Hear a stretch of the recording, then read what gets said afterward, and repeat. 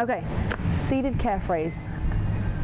I'll tell you which calf raises. There's a ton of ways to do calf raises. This is going to work a different type of your calf. So you're going to get this, use 2 hands, pull up and come down, because it doesn't have like a metal lock. So you're going to get it all the way down here. So when you get your toe, point your toes up, it's stuck. So what you want to do, load your weight on. Don't go too heavy here because people do it so wrong. So get in here, feet kind of close together, toes, I'm doing straight on right now. Go down. I don't want you to really stretch here, okay? I want you to go up, high as you can, down.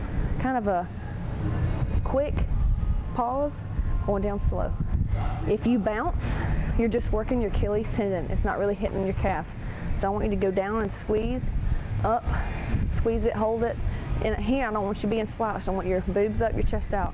Here, there. Feel it. You can play with your foot positioning. You can move your toes, open them. You can point them in. This is the seated calf raise machine.